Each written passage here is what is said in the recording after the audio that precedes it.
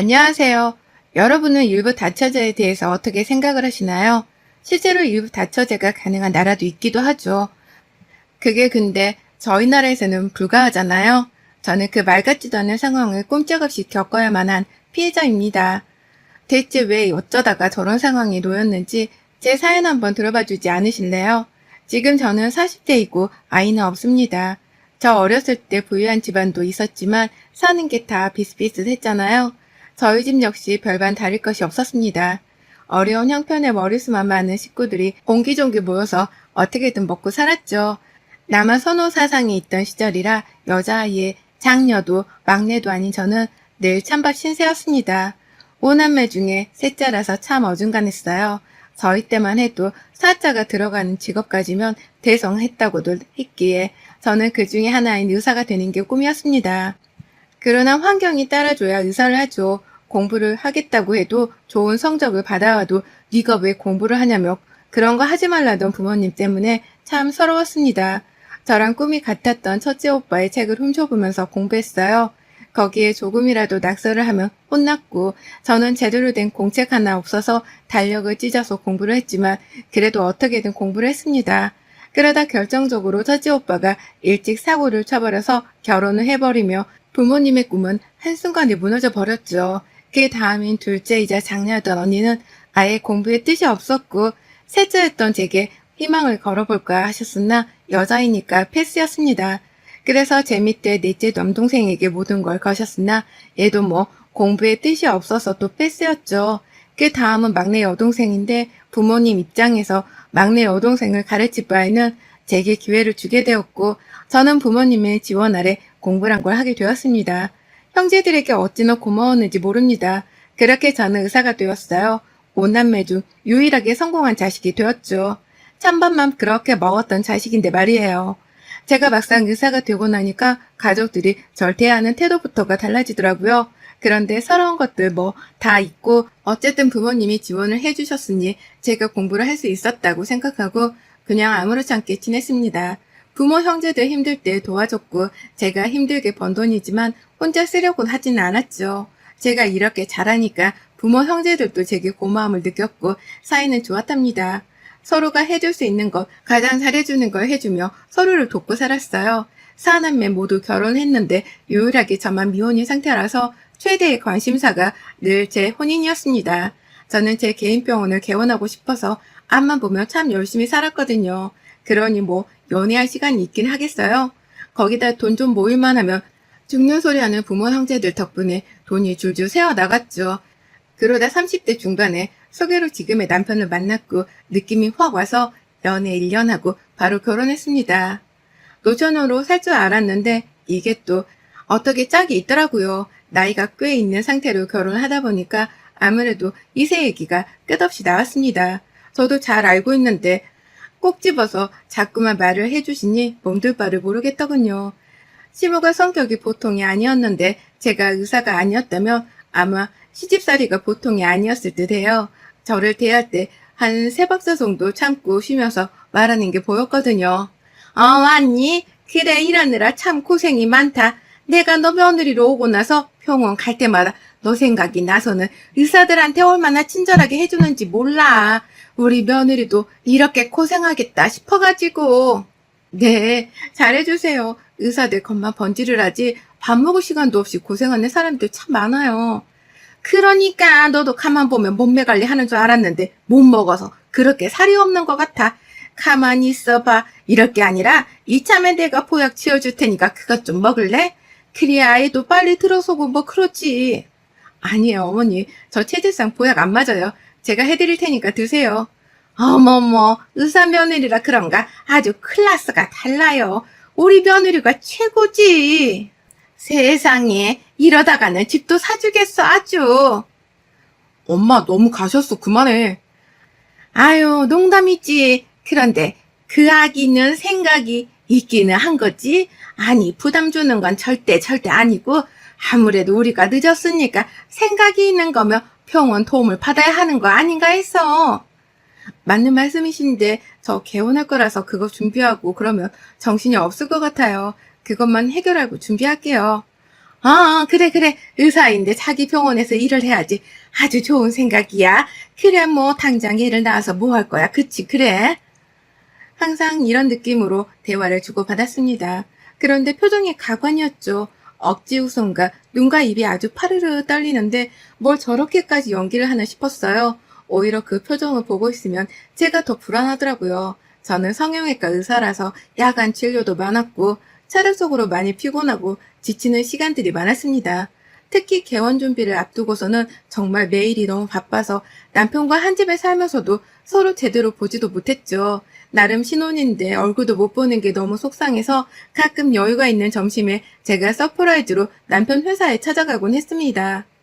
여보, 지하 주차장으로 내려와. 나왔어. 점심 같이 하자. 어? 아니, 왜 연락도 없이 왔어? 응? 뭐야, 왜 화를 버럭 내고 그래? 원래 연락도 없이 서프라이즈 하면 좋아했잖아. 그게 아니라 왜 갑자기 그렇게 왔냐고. 우리 나름 신혼인데 하도 얼굴을 못 봐서 속상해서 왔다. 왜 문제 있어? 빨리 내려오기나 해. 아, 못 내려가. 바빠서. 무슨 소리야. 점심시간에 일도 안 하는 회사가. 왜 이래 진짜?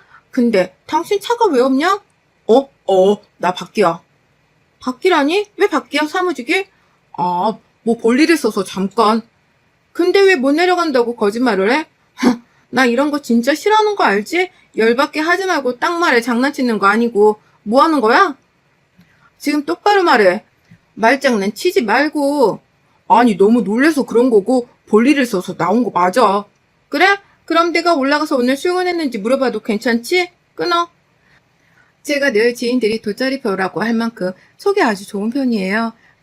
남편은 횡설수설하는 저 대화에서 저는 촉이 왔습니다. 이 인간이 아무래도 회사에 출근 자체를 안 한 것 같다는 느낌과 제게 뭔가를 숨기고 있다는 느낌이 말이죠.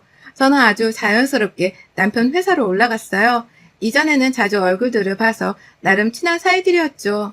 안녕하세요. 커피 배달했습니다. 다들 식사하셨어요? 그이는 어딨나요? 아이고, 여기까지 어떻게 오셨어요? 귀한 커피 잘 마시겠습니다. 근데 오늘 이 팀장 휴무인데 모르셨어요? 어머, 오늘 날짜가 가만히 있어봐. 오늘 수요일이요. 말했을 텐데. 아, 맞네요. 수요일. 제가 요즘 정신이 하나도 없어서 아유, 요즘 너무 바쁘거든요. 그래서 그의 얼굴도 제대로 못 봐서 미안해가지고 나름 이벤트 한다고 왔는데 휴무도 까먹었네요. 저희가 대신 꼭 전해드릴게요. 아니에요. 창피하니까 말하지 말아주세요. 다음에 다시 찾아올게요. 저 이렇게 정신없는 거 하면 속상해할 거예요. 맛있게 드시고 오후도 힘내세요. 역시 제 촉은 맞았습니다. 한동안 제가 바쁜 틈을 남편이 뭔가를 하고 있는 게 분명했죠. 그 뭔가가 여자라면 남편은 정말 쓰레기인 게 결혼한 지 반년도 안 된 따끈한 신혼인데 다른 여자를 만난다? 이건 뭐 거의 회복 불가한 쓰레기잖아요. 저는 천천히 접근하기로 했습니다. 원래 이런 일은 이상적으로 접근을 해야지 안 그러면 판이 뒤집히거든요. 우선 저 인간은 저 인간이고 제 인생이 더 우선이니 개원 준비에 더 집중을 했습니다. 여전히 바빴고 개원 준비를 하던 중 기존에 다니던 병원을 그만두면서 제게 한 달이라는 여유 시간이 생겼죠. 이 한 달이라는 시간은 남편놈에게 아주 곤욕이었을 겁니다. 제가 한 달 동안 아주 가정적인 주부로 살았거든요. 남편이 일할 시간이 오전 일찍 오픈한 병원 인테리어나 체크할 부분들을 체크한 후 집에 들어와서 청소하고 오매불망 남편만 기다렸습니다. 여보, 언제 와? 칼퇴야? 야근이야? 어쩌지? 야근할 것 같은데? 아, 그래? 어쩔 수 없지. 고생이네. 아니야, 당신이 늘 고생이지. 개원하면 더 바쁘고 힘들 테니까 지금이라도 푹 쉬어. 자꾸 나한테 밥이랑 막 해주려고 하지 말고. 나 현모양처야. 이거 왜 이래? 의사 하지 말고 주부 할까봐. 아니야, 당신은 앞치마보다 가운이 어울려. 알겠어, 돈 많이 벌게. 나도. 남편은 원래 칼퇴만 하던 인간인데 제가 집에 있기 시작하니 갑자기 야근만 하더라고요. 아니, 이렇게 티를 내는데 모른 척 할 수가 있나요? 저는 배달로 대충 도시락 반찬들을 시켰어요. 제가 또 만들기는 열받고 귀찮았습니다. 시켜서 도시락통에 옮겨서 담고 남편놈 회사로 갔어요. 당연히 없죠, 당연히. 도시락통을 아련하게 들고 불 꺼진 사무실을 배경으로 사진 한 컷 찍은 후 남편에게 톡으로 보냈습니다. 그리고 보지 못하게 바로 전화를 걸었고 발연결을 했어요. 여보, 안 피곤해? 아우, 피곤하긴 하다. 그래서 그런가? 입맛도 없어서 밥도 못 먹었어. 당신은 밥 좀 먹었어? 얼른 집에 가고 싶다. 와이프가 집에 있으면 뭐해? 내가 못 가는데. 그래서 내가 준비해봤지. 어? 뭐야? 왜 불이 다 꺼져 있어? 어? 당신 어딘데, 여보? 여보, 왜 거짓말했어? 여보, 아니야. 그게 아니라. 카톡 사진 봐봐. 나 도시락 이렇게 싸들고 왔는데 사무실 불은 꺼져 있고 당신은 일하는 척하고 나한테 왜 거짓말해? 자꾸? 아, 무슨 소리야. 잠깐 화장실에 온 거야. 왜 그래, 여보? 나갈게. 기다려. 거짓말을 할 거면 그럴듯하게 해. 너무 티나잖아. 장난치니 지금? 집으로 당장 와. 저렇게 발령기를 해주고 집으로 갔습니다. 아무래도 남편 놈이 바람을 피우는 게 확실하다고 생각했고 증거 잡아야죠. 다른 건 몰라도 제가 억울한 건 절대 못 견디거든요. 손해보는 장사도 절대 하지 않죠. 집으로 딱 가니까 남편은 무릎 꿇고 앉아있더라고요. 설명해. 미안해, 여보. 사실 내가 요즘 회사에서 많이 힘들어. 그래서 기분도 안 좋고 자꾸 작아지는 기분이 들어서 혼술 좀 했어. 당신은 잘 나가는데 나는 자꾸 작아지는 기분이 들어서. 그럼 술을 마실 게 아니라 성장할 생각을 해. 자기 개발을 하라고. 술을 마시면 뭐가 달라지니? 매일 그렇게 술을 퍼마시니까 발전이 없지. 그게 그렇게 고민이고 힘들어 죽겠으면 내가 도와줄게. 당신 회사에 도움되는 자격증 올해 안으로 2개 따자. 알겠지? 아니야. 그렇게까지는 안 해도 괜찮아. 죽을 것처럼 힘들어서 혼술까지 매일 하면서 뭘 괜찮아. 나야말로 괜찮으니까 도와줄 때 해. 내일부터 바로 시작해.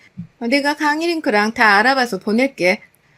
특별히 결제도 해준다, 내가. 알겠지? 아, 그래? 고마워. 역시 와이프뿐이네.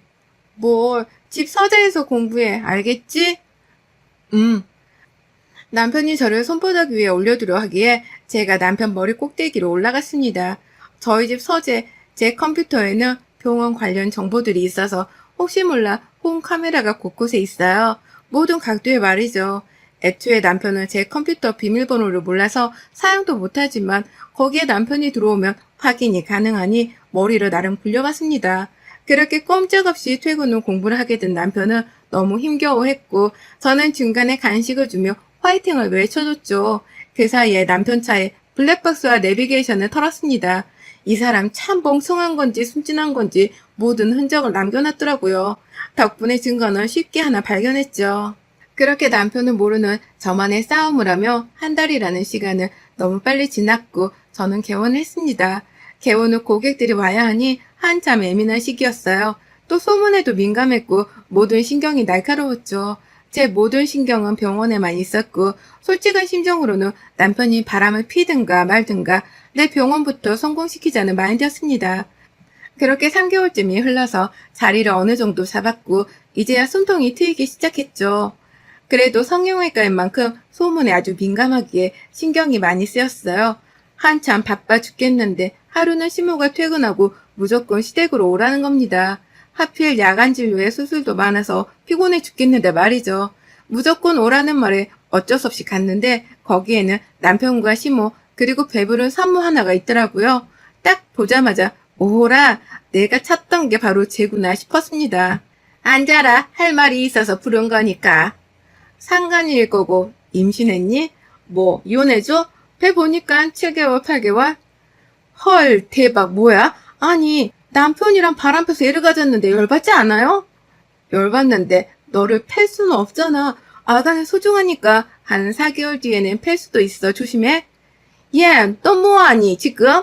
거두절미하고 말한마. 너는 내가 봤을 때 애를 낳을 생각도 없고 노산이라 못 낳을 것 같은데 마침 둘째가 아들을 임신했어. 외국은 일부 다처제도 있고 하니까 그냥 너가 형님하고 얘가 동생 하면서 그렇게 지내자.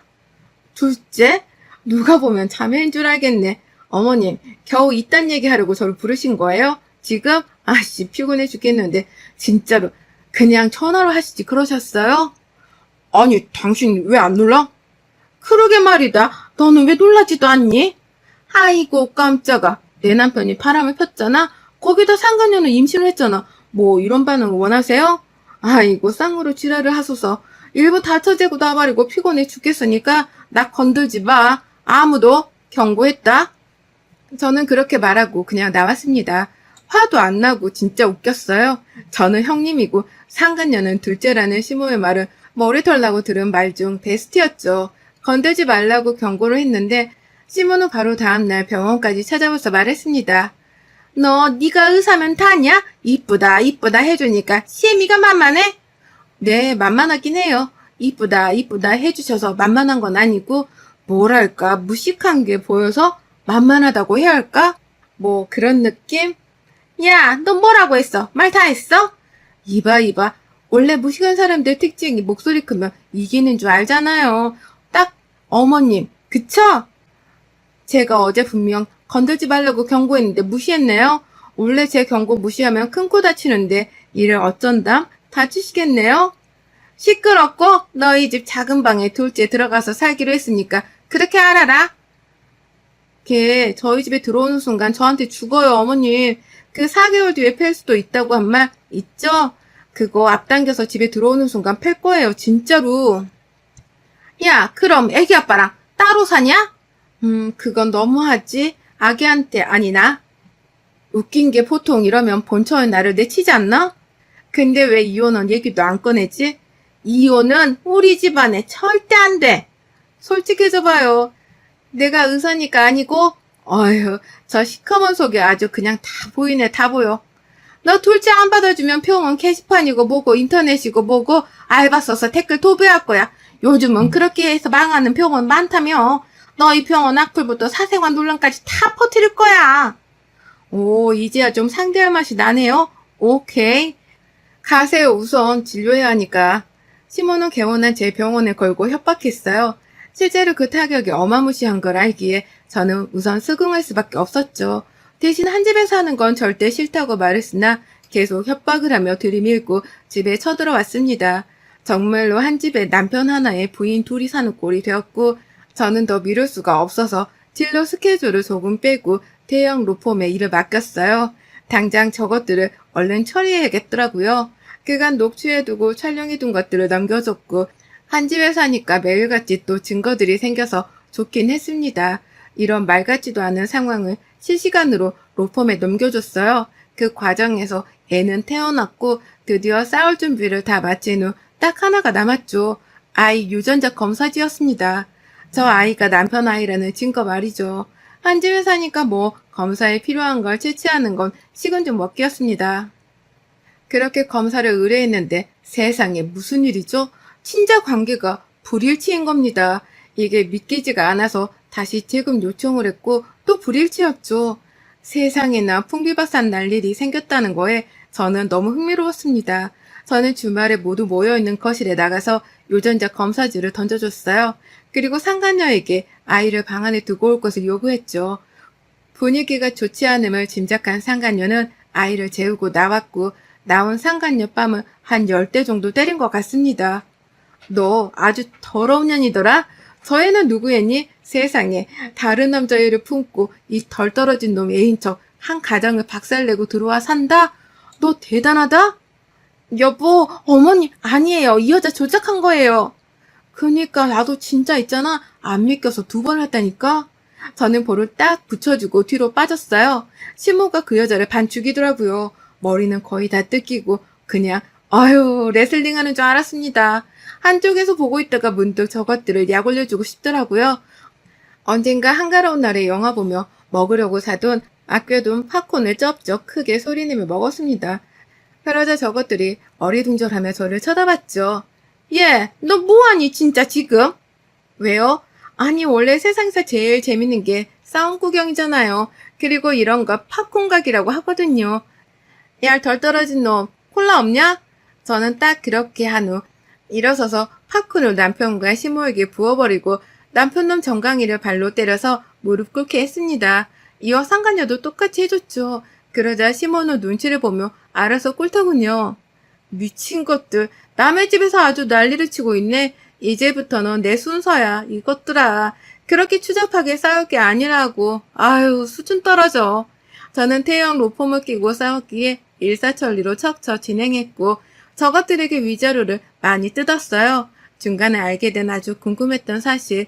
상간녀 아기의 비밀은 아기 아빠와 제 남편과 양다리였고 헤어지고 나서 임신 사실을 알았다고 합니다. 그래서 관계를 하지 않았던 상태였는데 급하게 남편과 관계를 했다고 해요. 그렇게 해도 날짜가 맞지 않는데 멍청한 남편은 당연히 지혜라고 생각을 한 거죠. 결국 둘은 헤어졌고 남편 회사에 살짝 소문을 내줘서 그 나이에 잘렸더라고요.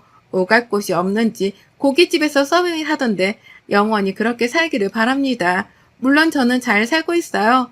바빠서 밥을 못 먹을 때도 많지만 액체로 어떻게든 영양 섭취는 하고 있답니다. 여러분의 생각은 댓글로 남겨주세요. 오늘도 시청해주셔서 정말 감사합니다.